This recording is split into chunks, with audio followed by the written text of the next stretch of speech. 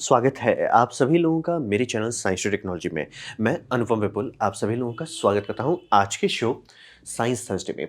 आज हम लोग बात करेंगे लैब पावर सप्लाई के बारे में। तो आइए इसे समझते हैं। तो सबसे पहले समझिए इसका ज़रूरत क्यों है? इसका ज़रूरत इसलिए है कि हमारी पूरी दुनिया पावर इलेक्ट्रॉनिक्स पे ही चलती है। हर चीज़ जो आप देख रहे हैं, चाहे वो कैमरा हो, चाहे वो टीवी हो, चाहे इन्वर्टर हो, चाहे वो सब स्टेशन हो, हर चीज़ पावर इलेक्ट्रॉनिक्स पे चल रहा है। तो रहा बात कि चल रहा है तो इसका ये मतलब नहीं है ना कि आसमान से गिर रहा है, बारिश थोड़ी हो रही है इसकी। तो इसे या बनाया जाता है या रिपेयर किया जाता है। तो उस सिचुएशन में आपको इसकी ज़रूरत पड़ेगी। कोई भी कभी न कभी बैठ के काम करता ही होगा, कभी न कभी तो बनाएगा ही, कभी न कभी इसे रिपेयर ही करेगा। तो इसकी ज़रूरत कंपल्सरी है। मतलब आप इलेक्ट्रॉनिक्स में थोड़ा-सा भी घुस रहे हैं, सबसे पहले इसी का रिक्वायरमेंट आएगा। और फिर ये समझिए कि ये फ़ील्ड में ऐसा नहीं है कि आप बिना से मतलब इसके सिवा भी बहुत जगह यूज़ है। जैसे इलेक्ट्रोप्लेटिंग अगर आप करना चाहते हैं, आप केमिस्ट्री में हैं, इलेक्ट्रोप्लेटिंग करना चाहते हैं, वहाँ पे भी आपको पावर सप्लाई चाहिए। इलेक्ट्रोलाइसिस करना चाहते हैं, उसमें भी पावर सप्लाई चाहिए। तो ये समझना बहुत ज़रूरी है कि पावर सप्लाई एक ऐसा चीज़ है जिसके बारे में हम लोग उतना सोचते नहीं हैं, लेकिन कंपल्सरी है। और एक bench variable lab power supply मतलब सब लोग जो गाड़ी खोल रहे हैं, उनके लिए ज़रूरी होता है। तो ये समझना बहुत ज़रूरी है। और इसका दाम बहुत सस्ता से लो कॉस्ट से मिल सकता है, डीआईवाई कर सकते हैं जिसमें आप काफ़ी अच्छा परफॉर्मेंस ले सकते हैं। फिर कुछ-कुछ में इतना पैसा हो जाता है कि आपकी किडनी बेचनी पड़ जाएगी। तो काफ़ी बड़ा रेंज है इसका। तो आइए इसे और गहराई से समझते हैं। तो सबसे पहले आपको ये समझना पड़ेगा कि इसमें 2 मेन प्रजाति होती है। तो इसमें प्रजाति में आता है आपका ये एसएमपीएस जो आपके जैसे कंप्यूटर पावर सप्लाई में होता है, मोबाइल चार्जर में होता है, सब चीज़ जनरली एसएमपीएस ही आजकल आपको मिलेगा। वो होता है एसी को लेता है, उसे हाई फ्रीक्वेंसी डीसी में बदला जाता है, पल्स विड्थ मॉडिफाई किया जाता है पल्स विड्थ मॉड्यूलेशन के माध्यम से, फिर डीसी बनाया जाता है और फिर निकालते हैं इससे। तो ऐसा फ़ायदा क्या हो रहा है? एसी को लेना है, तिगड़म करना है, फिर आउटपुट देना है। उसका फ़ायदा होता है ये एफिशिएंट बहुत होता है। यानी कि अगर आपका उम्र मेरे आस-पास होगा 30 के आस-पास, तो याद होगा कि पहले जो टीवी के लिए जो वीडियो गेम कैसेट्स लेते थे, अडैप्टर बड़े-बड़े आते थे, बहुत भारी होता उसमें ट्रांसफ़ॉर्मर होता था। वो ज़माना अब खत्म हो गया, अब ट्रांसफ़ॉर्मर नहीं आता है, क्योंकि अब एसएमपीएस वाले आ गए हैं, क्योंकि एसएमपीएस ज़्यादा एफिशिएंट है। अगर आप स्टेप डाउन या स्टेप अप कर रहे हैं, खासतौर पे इस पावर रेंज पे मतलब कि 100 वाट, 200 वाट में, वहाँ उससे ज़्यादा एफिशिएंसी आपको मिल जाएगी एसएमपीएस में। एसएमपीएस आपको आराम से 70 टू 90% तक जा सकता है। वहीं पे एक ट्रांसफ़ॉर्मर टाइप स्टेप डाउन जो इतना एक्सट्रीम रेंज पे काम कर रहा है, ज़्यादा नहीं देगा। तो एसएमपीएस काफ़ी लोग चूज़ करते हैं और सस्ता भी होता है क्योंकि उसका मास प्रोडक्शन हो रहा है। फिर ये समझिए एसएमपीएस के अंदर बहुत सारे सब कैटेगरीज़ आते हैं। जैसे आपका हो गया आइसोलेटेड और नॉन आइसोलेटेड। जनरली जब इस तरह का काम कर रहे हैं तो आप जनरली आइसोलेटेड देख रहे हो जिसमें आपका फ्लाईबैक सर्किट टोपोलॉजी हो सकता है, फॉरवर्ड टोपोलॉजी हो सकता है। नॉन आइसोलेटेड यानी आप कुछ छोटा इलेक्ट्रॉनिक्स कर रहे हो तो ही उसमें जनरली नॉन आइसोलेटेड रहता है, उसमें बक बूस्ट कन्वर्टर हो जाता है, वो सब आ जाता है। तो जनरली आप कुछ खरीद रहे हो मार्केट से तो चांसेस है कि उसमें आपको आइसोलेटेड और फ्लाईबैक मिलेगा। ज़रूरी नहीं है, कुछ-कुछ में फॉरवर्ड भी मिल सकता है, जनरली आपको फ्लाईबैक मिलेगा। तो ये हो गया एसएमपीएस वाला डिपार्टमेंट। दूसरा डिपार्टमेंट हो गया लीनियर।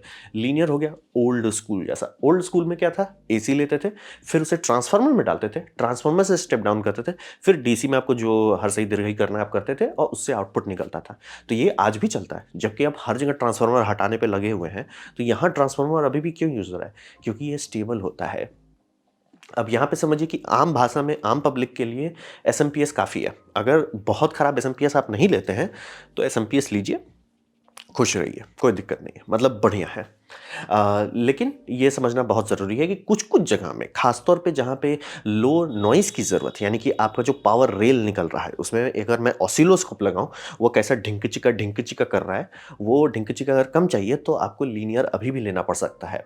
और इसीलिए लीनियर पावर सप्लाई बहुत सारे ब्रांड में आते हैं और अगर आप फ्लैगशिप लेवल पे जाएँगे, मेजॉरिटी आपको लीनियर ही मिलेगा। तो ये समझना बहुत ज़रूरी है कि एसएमपीएस बहुत बढ़िया है, बहुत अच्छा है, लेकिन जब आप लैब में काम कर रहे हैं, आप रिस्क नहीं लेना चाहोगे ना कि आपका एसएमपीएस ने उसमें नॉइज़ डाल दिया। तो जैसे ऑडियो इंस्ट्रूमेंट में काम कर रहे हैं, इसीलिए देखिए टोरॉइडल ट्रांसफार्मर ऑडियो इंस्ट्रूमेंट में यूज़ होता है। क्या उसमें एसएमपीएस नहीं कर सकते? आराम से कर सकते हैं।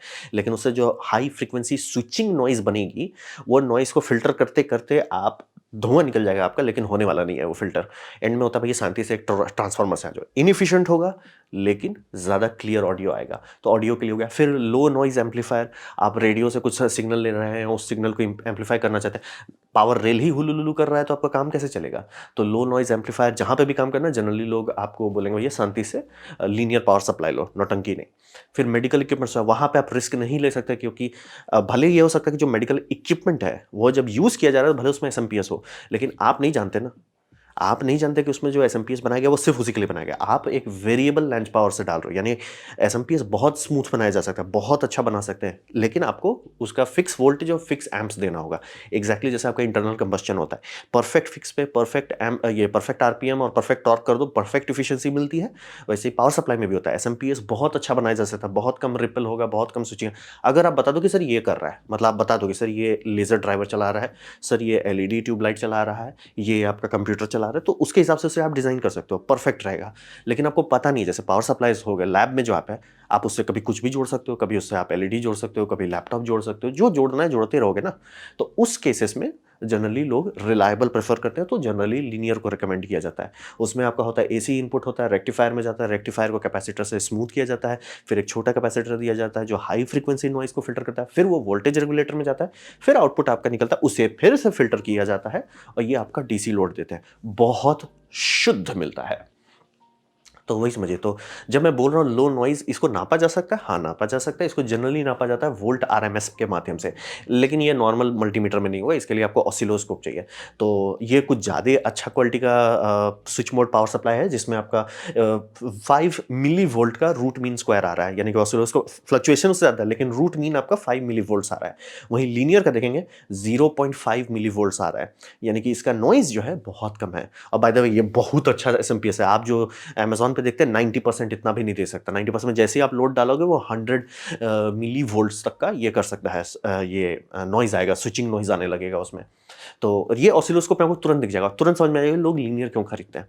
और क्या ऐसा ये एसएमपीएस में रियल लाइफ में जब चल रहा है तो दिक्कत नहीं होता? बात है रियल लाइफ में आपको पता नहीं करना क्या है, तो उसके हिसाब से कैपेसिटर का वैल्यू लिया जाता है, उसके हिसाब से इंडक्टर का वैल्यू लिया जाता है, फाइन ट्यून किया जाता है। जब आप एक वेरिएबल चीज़ के साथ कर रहे हो, ये करना इम्पॉसिबल हो जाता है।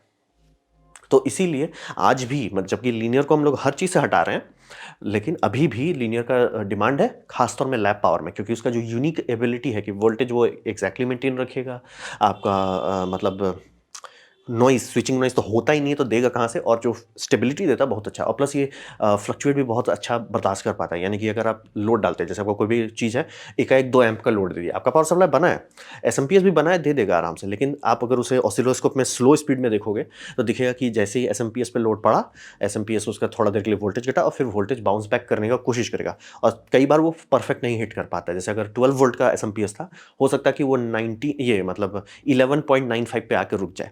वहीं ये हम बोले 12 तो मतलब 12 देंगे, डिप भी इसका भले थोड़ा सा मतलब ज़्यादा देर रहेगा, लेकिन वो मैग्नेटिकली बाउंस होके बोले भाई हम चिल, मी चिल। तो इसीलिए आज भी इसका यूज़ होता है, और इसीलिए बस आप रिजेक्ट नहीं कर सकते ओ ये ज़्यादा बिजली वेस्ट करता है। सब बात सही है, इसको पंखा चाहिए होता है इसको ठंडा रखने के लिए, लेकिन इसका जो क्वालिटी है, जैसे आप मान लीजिए लाखों का लेज़र के साथ काम कर रहे हैं, आप ऊप्स बोल सकते हो कि सर आपका पावर सप्लाई में नॉइज़ था, क्योंकि वो मल्टीमीटर में नहीं दिखेगा, ये समझना बहुत ज़रूरी है, वो मल्टीमीटर में नहीं दिखेगा। वो तो मैंने लगाया था 12 वोल्ट का, 12 वोल्ट का, 12 वोल्ट का लेज़र का ढंग के लेज़र का पावर सप्लाई बहुत सॉलिड होता है। वहीं पे आप ढिंकची का पावर सप्लाई लगा दीजिएंगे तो बूम हो जाएगा। तो ये समझना बहुत ज़रूरी है, इसीलिए आज भी दोनों अवेलेबल हैं। गाड़ी खोल रहे हैं, एसएमपीएस से खोलिए, सीरियस काम कर रहे हैं, लोग कहेंगे या तो बहुत अच्छा क्वालिटी का एसएमपीएस लो, या अफोर्ड कर सकते हो तो सीधे लीनियर ही कूद जाओ, रोने धोने का नहीं। अब बात करते हैं इसमें होता क्या है। होता है सबसे पहला आपका कांस्टेंट वोल्टेज। तो कांस्टेंट वोल्टेज का होता है कि वोल्टेज है क्या, ड्राइविंग फोर्स है, आपकी पूरी सर्किटरी वोल्टेज पे चलती है। जैसे अगर मैं ये उंगली लेता हूँ ए और बी, इसको आप टच करा देते हो किसी बैटरी में, जब तक बैटरी का वोल्टेज लो है मेरे को कोई टेंशन नहीं है, me touching me cool, me no problem, वो 12 वोल्ट तक में होगा।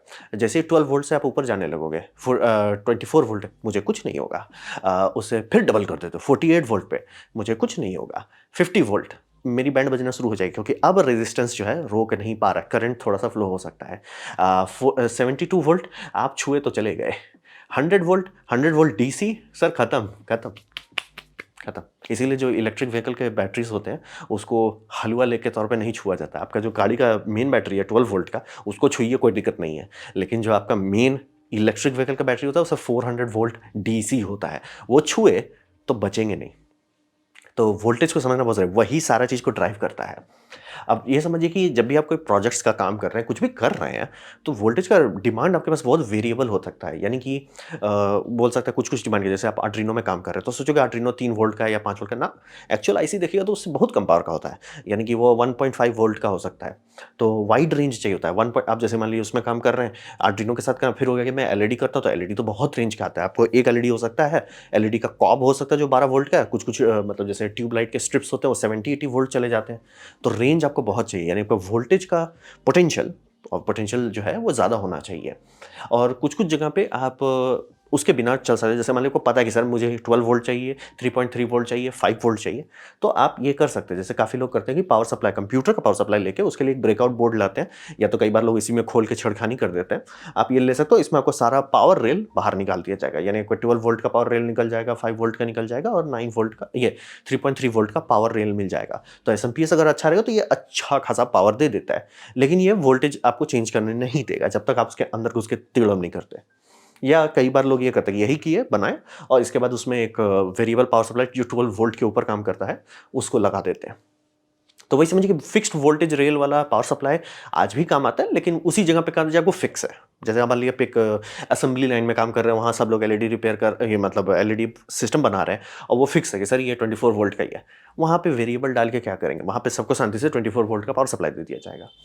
तो ये समझना बहुत ज़रूरी है कि जनरली आजकल कोई ये प्रेफ़र नहीं करता, लेकिन अगर कुछ नहीं है, आप गाड़ी खोलना चाहते हैं, तो इससे खोल सकते हैं। फिर वेरिएबल वोल्टेज रेल के पीछे लोग भागते हैं, जो आपको ज़्यादा रेंज देता है। बाय द वे, इस तरह के बहुत सारे सर्किट दिखेंगे यूट्यूब पे, जो आपको वोल्टेज का देंगे 1 से 25 वोल्ट और 0 से 10 एम्प। वोल्टेज वाले पे आप भरोसा कर भी लो, एम्प वाले पे भरोसा मत करो। अगर कोई बोल रहा है इस तरह का पावर सप्लाई आपको 10 एम्प दे देगा, ऐसा नहीं कि उस कंपोनेंट्स हैं रेटेड, लेकिन उसके लिए बहुत इंजीनियरिंग करनी होती है कि उस लोड को वो बिना ओवरहीट किए हुए दे सके, और वो इतने छोटे इसमें नहीं होगा। उसके लिए बहुत मेहनत करना पड़ता है। बनाने का आप बना सकते हो, काम भी करेगा, लेकिन उस जैसे ही उसका एम्प लोडिंग आप करोगे, वो बोलेगा सर ना हो पावे, हमसे ना हो पावे। और बहुत सारे मॉडर्न आईसी में इंटरनल ये होता है, क्या बोलते हैं आपका, थर्मल शट ऑफ रहता है, तो वो अपने आप को बोलेगा भाई बंद हो जाते हैं, आप ओवरलोड कर रहे हो। तो समझ रहा, इसीलिए मतलब इसीलिए आजकल भी लोग खरीदते हैं, कारण है उसका। वो इतना आसान नहीं है कि बस आप बना दिए बन जाएगा, इसलिए बहुत ज़्यादा मैंने देखा है। मतलब सर्किट है, अच्छा है, कम पार्ट्स में बनता है, बल्ले-बल्ले, लेकिन सर रेटिंग जो है थोड़ा बह जाते हैं। तो वही समझिए कि आप खुद से मतलब पीसीआई लेके उस पे जोड़-जाड़ के आप अपना किट बना सकते हैं। किट्स भी मिलते हैं जिसमें आपका, ये तो डीआईवाई हो गया, आप बॉक्स खरीद सकते हो इस तरह का, जो रहेगा कि आपको बक बूस्ट कन्वर्टर वाला जो जनरली आपको बक मिलता है। प्रॉब्लम यही है, बक में वो जो भी इनपुट है उससे नीचे उतार सकता है। बूस्ट में इनपुट से ऊपर जा सकता है। प्रॉब्लम है, आपको चाहिए बक बूस्ट, वो दिक्कत हो जाता है। या तो अगर पीसी पावर सप्लाई के साथ कर रहे हैं, एक तो बूस्ट कन्वर्टर डायरेक्ट रखिए, एक तो बक कन्वर्टर रखिए। बक कन्वर्टर 12 के नीचे और बूस्ट 12 के ऊपर। तब आपको ये ध्यान रखना होगा कि पावर रेल कौन सा आप यूज़ कर रहे हो। आपको एक समय को 12 से ऊपर चाहिए, सीधे पिन निकालिए, ऊपर वाले में कनेक्ट कीजिए। ये कर सकते हैं। तो कांस्टेंट वोल्टेज लोग कहते हैं, कांस्टेंट वोल्टेज चाहिए क्यों? कुछ-कुछ चीज़ नौटंकी जो ज़्यादा, जो ज़्यादा वोल्टेज ड्रॉ करता है। जनरली मेजॉरिटी चीज़ नहीं करती है, लेकिन ओपन सर्किट होने पे, बहुत ज़्यादा बड़ा लोड होने पे, कुछ-कुछ केसेस, एज केसेस है कि वोल्टेज खींचने लगेगा, तो आपका पावर सप्लाई कट कर देना चाहिए। सर, ज़्यादा आप माँग रहे हो, आप गड़बड़ कर रहे हो, रोक देना होना चाहिए। ये पॉसिबल है, ये एक्चुअली करना पॉसिबल है। तो ये हो गया कांस्टेंट वोल्टेज। अब आते हैं कांस्टेंट करंट पे। तो कांस्टेंट करंट होता है यहाँ पे आपका, समझिए, मर्द को लड़कों से अलग किया जाता है। ये मुश्किल बात है। पावर सप्लाई ऐसा बनाना जिसमें आपको वोल्टेज मिले, आप अप डाउन कर सको। बच्चों के खेलने की चीज़ है। आप 15-20 मिनट मेहनत करोगे इंजीनियरिंग में, आप कर लोगे। लोग कर लेंगे, मतलब जिसने कुछ नहीं किया, सोल्डरिंग आयरन आपको चलाना आता है, आप बना लोगे, बन जाएगा। कांस्टेंट करंट में जान निकलता है। कांस्टेंट करंट ये समझिए कि जैसे ही उस एम्प लेवल को रीच किया गया, जैसे मान लीजिए आप एक लिथियम आयन बैटरी को चार्ज कर रहे हैं, तो उसे कैसे चार्ज करते हैं? कांस्टेंट करंट से। तो होता क्या है कि आपने कांस्टेंट करंट सेट कर दिया, जो भी आपका कांस्टेंट करंट है। मान लीजिए जनरली 18650 का आप बात कर रहे हो, जैसे इस तरह का, ये मैंने ही प्रिंट किया हुआ है, इस तरह का 18650 है। मान लीजिए इसके लिए आपने डिसाइड किया मैं इसको 1 एम्प से चार्ज करूँगा, तो आप करो क्या, आप अपने सेटिंग में डाल दोगे 1 एम्प का कांस्टेंट करंट रखो, तो वो कांस्टेंट करंट देता रहेगा। वोल्टेज वो तभी तक बढ़ाएगा जैसे ही वो कांस्टेंट करंट पहुँचता है। यानी कि वोल्टेज वो स्टार्ट करेगा 0 से, ठीक है सर, करंट खा रहा है सर, करंट अभी उतना नहीं पहुँचा जितना आपने सेट किया है, ठीक है सर, वो वोल्टेज बढ़ाता जाएगा। फिर होगा कि 3.3 वोल्ट छूने लगा, अब करंट खा रहा है, यानी कि ये बैटरी करंट खा रहा है, वो वोल्टेज रोक देगा। वो देखेगा फिर सर एम्प घट रहा है, फिर वो वोल्टेज बढ़ाएगा, ऐसे-ऐसे करके वो स्टेबलाइज़ करेगा। तो लेकिन करंट को वो हमेशा इस तरह रखेगा, वोल्टेज बढ़ता चला जाएगा। फिर इसका उल्टा होगा, जैसे ये फुल चार्ज होने पे आ जाएगा, फिर बोलेगा सर आपका करंट ज़्यादा खा रहा है, 2 एम्प से अब ज़्यादा खा रहा है। वो तुरंत रोक देगा कि ना जी ना, आप बूम हो जाओगे ज़्यादा खाओगे तो। तो वहाँ पे वो कांस्टेंट वोल्टेज में चल जाता है, जो कि ज़्यादा आसान होता है। आपको मेन ट्रिक वही है। और अब बात की होता कैसे कि कांस्टेंट करंट होता कैसे? कुछ खास नहीं होता, बस वोल्टेज घटाना शुरू कर देते हो। इसके केस में वोल्टेज को स्टेबलाइज़ किया जा रहा है, क्योंकि आप बैटरी चार्ज कर रहे हो तो वोल्टेज ये एम्प ड्रॉप कर रहा है। ये समझना बहुत ज़रूरी है। सुनने में थोड़ा ऑड लगता है, कांस्टेंट करंट का मतलब है कि आप वोल्टेज ड्रॉप कर रहे हो। हाँ, अगर आप ऑसिलोस्कोप लगा के देखोगे तो आपको दिख जाएगा क्लियर कट कि जैसे ही कांस्टेंट करंट की सर्किट ट्रिगर होती है, वो वोल्टेज घटाना शुरू करता है। जैसे एलईडी में हम लोग क्यों कहते हैं कि कांस्टेंट करंट ड्राइवर चाहिए? वो गर्म होता है और करंट खाने लगता है। आपने अगर उसे वोल्टेज सेट कर दिया कि सर 12 वोल्ट है, 12 वोल्ट पे चलते रहो, वो जल जाएगा एलईडी। तुरंत नहीं होगा, ये मैं क्लियर कर दूँ। अगर हीट सिंक अच्छा है तो काफ़ी देर तक चल सकता है। लेकिन वो अगर उसका 10,000 घंटे की ये है, क्या बोलते हैं, लाइफ है, वो 3,000 घंटे में ही स्वाहा हो जाएगा। बहुत जल्दी स्वाहा होगा। इसीलिए देखिए बहुत सारा एलईडी बल्ब खराब क्यों हो जाता है? कारण वही रहता है, करंट कंट्रोल अच्छा नहीं रहता है। आपको करंट कंट्रोल करना है कि सर तुम गर्म हो रहे हो, एक काम करो तुम थोड़ा चिल हो जाओ। तो चिल कैसे करेंगे? वोल्टेज कम कर लो।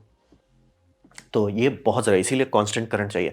और उससे भी ज़्यादा रिक्वायरमेंट होता है लेज़र डायोड्स का। लेज़र डायोड सर हमने बोला इतना करंट, उससे 1 मिली एम्प भी ज़्यादा नहीं होना चाहिए। तो आपको वही करना है। आजकल तो ब्रेडबोर्ड के लिए भी इस तरह के कांस्टेंट करंट ड्राइवर मिलने लगे हैं, आप ले सकते हैं। तो वही समझिए कि जैसे ही वो वोल्टेज पहुँचता है जहाँ पे करंट ज़्यादा भागने लगता है आपका सेट पॉइंट से, वो वोल्टेज घटाना शुरू करता है। और अगर मान लिया शॉर्ट हो गया, जैसे मान लिया आप किसी बोर्ड पे काम कर रहे थे, बोर्ड में शॉर्ट हो गया, आपने लगाया, सेट किया हुआ था 20 मतलब छोटा सर्किट में काम कर रहे थे, 500 मिली एम्प पे आप चल रहे थे। क्या होगा अगर वो आपने डाला 500 मिली, उसमें शॉर्ट है, शॉर्ट में वो क्या करेगा? करंट ज़्यादा ड्रॉ करेगा। जैसे ही 500 मिली एम्प करेगा, वो ड्रॉप करना शुरू करेगा वोल्टेज। भाई देखा यार, वोल्टेज बंद नहीं, मतलब अभी भी करंट जा रहा है और वोल्टेज घटाएगा, अभी भी करंट जा रहा है और जाएगा। तो शॉर्ट सर्किट को भी वो रोक सकता है। मतलब उतना फास्ट जनरली नहीं होता, लेकिन आपका पूरा बोर्ड जो है वो स्वाहा ना लग जाए, उसमें आग ना लग जाए, उसमें बूम ना हो जाए, नहीं होगा। इसीलिए कांस्टेंट करंट के पीछे लोग भागते हैं। जब इस तरह का तिगड़म वाला पावर सप्लाई देखते हैं, जनरली कांस्टेंट करंट है। तिगड़म सबसे ज़्यादा लगता है कांस्टेंट करंट देने में, कि आप करंट को एडजस्ट कर सको। तो भैया आपने हमने बोला 2 एम्प, तो मतलब हम 2 एम्प ही देंगे, ना हम उसे एक ज़्यादा देंगे ना उसे एक कम। और वोल्टेज जो है ऑटो एडजस्ट होता रहता है ताकि वो फॉलो कर सकें। ये हर पावर सप्लाई में होना चाहिए। अगर आप बहुत सस्ता पावर सप्लाई ले रहे हो जिसमें कांस्टेंट करंट नहीं है, मत ही खरीदो, कोई फायदा नहीं है। वो तो आपका वही हो गया कि कंप्यूटर पावर सप्लाई में लगा के देख रहे हो, उसमें आपका कांस्टेंट करंट नहीं है, आप सेट नहीं कर रहे हो, वो 12 वोल्ट है, मतलब 12 वोल्ट है। इसीलिए कांस्टेंट करंट एक महंगा चीज़ है, लेकिन ज़रूरी है। वो एक ऐसा चीज़ है कि बोले बिना उसके अगर आप लेज़र डायोड टच किए, ज़्यादा देर नहीं चलेगा। तो ये सब समझना बहुत ज़रूरी है। और वही लेज़र डायोड को इसीलिए मैं अपना जब एलईडी टॉर्च बना रहा था, उसमें मैंने वही किया था, वोल्टेज ही घटा दिया था, ताकि वही कांस्टेंट करंट बहुत महंगा पड़ता है, तो वोल्टेज ही बहुत घटा दिए थे। तो 12 वोल्ट का पैनल को मैं 9 वोल्ट पे चला रहा था। जाओ, ओवरहीट होगा ही नहीं। तो कांस्टेंट करंट आप कर सकते हो, ये ज़रूरी है सीरियस काम के लिए। अब बात करते हैं, इसमें क्वालिटी भी बहुत आता है। जैसे कि आप 10,000 तक में अच्छा खासा ले सकते हो। 12 मतलब 20,000 जाते-जाते अच्छी क्वालिटी मिलेगा जिसमें आपको सब चाहिए। तो रावत इसका दाम इतना ऊपर क्यों चला जाता है? तो एक पावर सप्लाई ही ना, तो दाम इतना क्यों भाग जाता है? जैसे ये सब का रोड्सन स्ट्रोसनेगर का अगर आप बात करोगे ना, तो इसका दाम नहीं पूछते। इसका दाम पूछने में आपको ये आपकी गाड़ी जो है ना, 4 व्हीलर सस्ती लगने लगेगी। इसका दाम नहीं पूछते। तो वही समझिए कि सस्ता स्टार्ट होता है तो बहुत ऊपर क्यों चला जाता है कि ब्लैंक चेक दीजिए सर, इतना ऊपर कैसे चला जाता है? यहाँ पे सर सबसे इंपॉर्टेंट कैटेगरी होता है noise, V root mean square, यानी कि आपका वोल्टेज कितना ढिंक चिका कर रहा है। जब भी आप क्वालिटी बढ़ाते जाएंगे, सबसे अगर ढिंक से बनाया गया, अगर आपको चूना नहीं लगाया जा रहा है, तो आप आराम से ऑसिलोस्कोप पे देखें सर ये सस्ता पावर सप्लाई है, ढिंक जैसे लोड डाल रहे हैं, मतलब कि नो लोड पे बहुत शांत है, एकदम बढ़िया शुद्ध बच्चा है। जैसे ही लोड पड़ा 1 एम्प 2 एम्प 4 एम्प, वो पावर सप्लाई का वोल्टेज ढिंक चिका हो रहा है।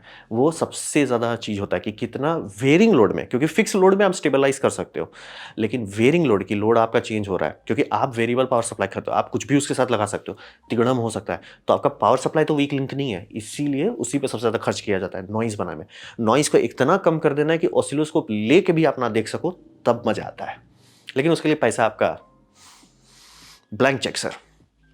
फिर हो गया independent isolated multiple power rails. ये ज़रूरी नहीं है, हर किसी को, स्टार्टिंग वालों को ज़रूरत नहीं होती, लेकिन जैसे जैसे आप सीरियस होते जाते हो, काम ज़्यादा करते हो जाता है कई बार कि सर 4-5 और रेल रहता, तो वही है। जैसे सिग्नल का ये है, आई थिंक ये इंडिया में आपको करीब 40-50 हज़ार में मिल जाना चाहिए। इसमें आपको समझ रहे, चैनल 1 है, चैनल 2 है, चैनल 3 है। इसमें देख सकते हैं कि 1 चैनल है, 2 चैनल है और वो 4 चैनल है। अब बोलोगे सर चैनल तो है, वो तो ठीक है, लाल के बाद वो नीला क्यों है? यूरोपियन यूनियन कभी कभी फूक लेते हैं थोड़ा ज़्यादा, तो काला की जगह नीला देते हैं नेगेटिव में। हमको नहीं पता, हमको सही में नहीं पता वो ऐसा नौटंकी क्यों है, बट है नौटंकी। और ये जो उसके बगल में लीड्स दिख रहे हैं वो वोल्टेज मेजरमेंट लीड है, यानी आप कोई भी लीड कनेक्ट करते हैं उसमें वोल्टेज ड्रॉप होगा, तो वो उसको मेजर करने के लिए, उसे कॉम्पनसेट करने के लिए ये लीड दिए जाते हैं, जिसे हम लोग कहते हैं 4 वायर मेजरमेंट। जब आप 4 वायर ये मेजरमेंट करते हैं तभी प्रिसाइसली बोल सकते हैं सर मैं 5 वोल्ट दे रहा हूँ, और ये कॉम्पनसेट कर लेगा कि सर 5 वोल्ट हम भेजेंगे, 5 नहीं पहुंचेगा। वो आपको पता है, जैसे आप यूएसबी चार्जर भी देखते होगे तो उसमें हर केबल एक जैसा नहीं होता है। कुछ केबल में चार्जर आपका 3 एम्प भेज रहा है, मोबाइल के पास 2.5 एम्प ही आ रहा है, आधा एम्प आपका उड़ जा रहा है के वायर में, क्योंकि रेजिस्टेंस आता है। आप जानोगे कैसे? तो उसी के लिए वो 4 वायर मेजरमेंट होता है, कि मतलब 2 पावर वायर रहता है और 2 मेजरमेंट रहता है। वही उसी के लिए दाम बढ़ रहा है। आप खुद ही सोच लो कि कितना तिगड़म लगा, जैसे कि 4 रेल है यहाँ तो ठीक है, 3 रेल है लेकिन नॉर्मल है, positive negative positive negative positive negative. यहाँ क्या है, positive negative measurement positive negative measurement positive negative. बहुत खर्चा आता है इस सब में। तो इंडिपेंडेंट आइसोलेटेड पावर रेल वाला सिस्टम पैसा आन दे, मतलब आप 50-60 हज़ार तो मुंह दिखाएगा, आप बात कर रहे हो लाख तक कब चले जाओगे। फिर हो गया प्रिसीजन, ये वर्ड लगा और चाइनीज चूना नहीं, ओरिजिनल बात कर रहे हैं, प्रिसीजन वर्ड लगा तो आप गए। तो वो ये सब कैटेगरी में आता है। बिल बिल लेकिन क्या इससे फायदा होता है? जो भी इंजीनियर्स इसके साथ कर रहे हैं, हाँ उनको फायदा होता है। हेडेक नहीं रहता है कि सर मैं मानूं कैसे, क्योंकि जो भी आप सस्ते मीटर्स देखें ना लिटरली उसमें, इसीलिए उसमें ये नहीं रहता आपका ये कॉम्पनसेशन, वो रहता नहीं है आपका, क्या बोलते हैं, लीड्स नहीं दिए जाते, क्योंकि वो उतना एक्यूरेट है ही नहीं। आप मल्टीमीटर से काम करो। ये सब इसके अंदर जो चिप्स दिए जाते हैं मेजरमेंट वाले, वो ढंग का मल्टीमीटर रहता है, उसको लिया जाता है, कैलिब्रेट किया जाता है कि मैं बोल रहा हूँ 12 वोल्ट दे रहा हूँ तो मतलब 12 वोल्ट एग्जैक्टली दे रहा हूँ। वो बोला 12 वोल्ट मतलब 12 वोल्ट, यानी कि ये सबसे आप लेजर डायोड भी चलाएंगे वो चलेगा बिना फ्राई हुए, मतलब सीधा सीधा चुपचाप से पैसा लो, हमको इतना पावर चाहिए उतना दे देगा। प्रिसीजन, कि मैंने बोला है 12 वोल्ट है तो मतलब 12 वोल्ट है, मैंने बोला 500 मिली एम्प्स है तो मतलब एग्जैक्टली 500 मिली एम्प्स है, उससे थोड़ा सा भी ज़्यादा हम नहीं देंगे। स्विचिंग नॉइज, ये सब बहुत स्टेबिलिटी, और स्टेबिलिटी इसलिए ज़रूरी होता है कि टेम्परेचर के कारण हर चीज़ ढिंक चिका होता है। तो ये सब में जो ऑसिलेटर्स लिए जाते हैं, जो सर्किटरी लगाई जाती है, वो बनाया जाता है ऐसा कि ज़्यादा से ज़्यादा टेम्परेचर स्विंग में भी वो बर्दाश्त कर सके। जैसे मान लिया आपका सुबह सुबह आए थे, एसी चालू किया लेकिन अभी रूम गर्म ही है, वो ऐसा नहीं हो कि रेटिंग फिसलने लगेगा, जो कि हर मल्टीमीटर के साथ होता है। तो यही सब में प्रिसीजन देने में खर्चा करता है, बहुत खर्चा होता है। तो आप बात कर रहे हो, अगर प्रिसीजन ढंग का ले रहे हो तो 2 से 4 लाख तो रख लो।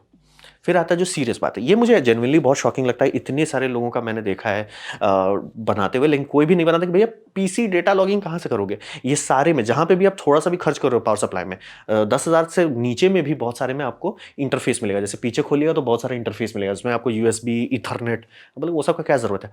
बहुत ज़रूरत है, बहुत ज़्यादा ज़रूरत है। जैसे मान लीजिए अगर मेरे पास इस तरह का 10 ठो है, मैं सबको लगा देता हूँ, जैसे चार्टो है ना, तो चार्टो में लगा देता हूँ चारों चैनल में।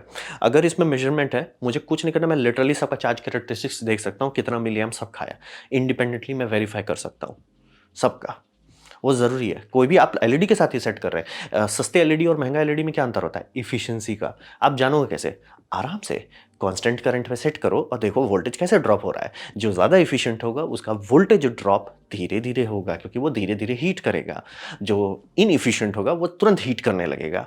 वो आप कैसे देखोगे? आप करंट सेट कर दो, देखो भैया सप्लायर ने बोला है सर 500 मिली एम्प का ये कॉब है, आप इसमें 500 मिली एम्प दो। आपने दिया, वो 12 वोल्ट से तुरंत 11 वोल्ट हो गया।